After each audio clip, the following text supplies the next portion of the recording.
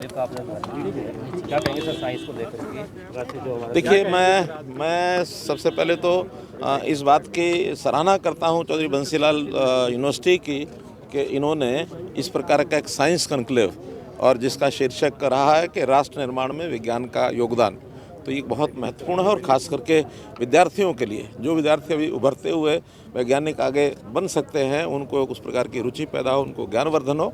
और जितने भी देश के दुनिया भर के बड़े बड़े वैज्ञानिक हैं, उनके जो रिसर्चेज हैं, उनके जो काम किए हुए हैं, वो सबके सामने जब रखे जाएंगे तो सबको प्रेरणा मिलती है। और विज्ञान के बिना आज एक भी कदम आगे बढ़ना संभव नहीं है। सब चीज़ें विज्ञान के ऊपर ही आधारित होकर के आगे बढ़ रही हैं। तथ्य होते हैं, लेकिन उन तथ्यों को विज्ञान से सिद्ध कर दिया जाए तो उसके परिणाम अच्छे निकलते हैं। मैं एक उदाहरण देना चाहूँगा कि हमारे देश को वैज्ञानिक शायद उतना मैं तो नहीं देते रहे होंगे।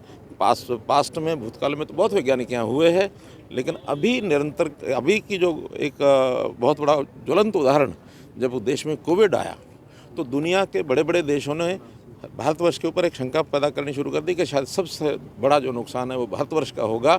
लेकिन देश के प्रधानमंत्री ने अपने वैज्ञानिकों को बुला करके ये कहा कि एक अच्छी वैक्सीन हम तैयार करें ताकि हम अपने आप को भी बचा सकें, दुनिया के लोगों को भी बचा सकें। 2 वैक्सीन हमने तैयार की और 200 करोड़ वैक्सीन वायल्स बना करके न केवल अपने देश में उसको सब लोगों को लगाया गया, बल्कि दुनिया के और देश जो इसको नहीं लगवा सकते थे उनको भी हमने भेजा। और एक मानव जाति के कल्याण के लिए हमारा कदम आगे बढ़ा। ये हमारे वैज्ञानिकों की देन है। आपने प्रधानमंत्री जी ने अब जो नारा दिया है, जय जवान जय किसान, साथ में जय विज्ञान और जय अनुसंधान, ये उन्होंने जोड़ा है। तो विज्ञान और अनुसंधान, इसका बहुत बड़ा महत्व है।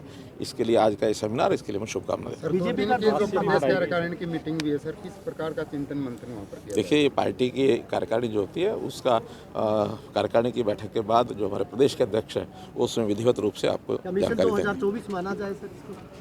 अरे भाई, 24 तो आना ही है और 24 में चुनाव भी है, तो मिशन मानना ना मानना विषय नहीं है।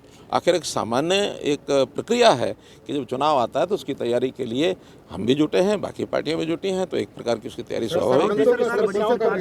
देखने को मिल रहा है तो लगता है कि सरपंचों का ये विरोध का निपटारा हो पाएगा? देखिए, कोई किसी प्रकार का तथ्य उसमें नहीं है, बल्कि इन सरपंचों की, हमारे जो लोकल बॉडीज़ के लोग हैं, उनकी हमने पावर्स बढ़ाई है। हमने ऑटोनॉमी की तरफ उनको ले गए हैं, उनकी स्वायत्ता बढ़ाई है कि अब उनके जो फंड्स हैं वो प्रदेश सरकार उसमें कोई कलम नहीं चलाएगी, उनके सारे फंड उनको सुपुर्द किए जाएंगे। हाँ, काम करने के लिए पारदर्शिता ये ज़रूरी है। अब मन मर्जी से कोई कुछ भी कराएगा और कुछ भी किसी को देगा, किसी से लेगा, वो सिस्टम नहीं चलेंगे। ये एक बहुत बड़ा एक समस्या, एक कठिनाई जो झेल रहे थे, उसको पारदर्शिता में किया और जनता इसको समझ चुकी है। जनता में इसका स्वागत है। धन्यवाद।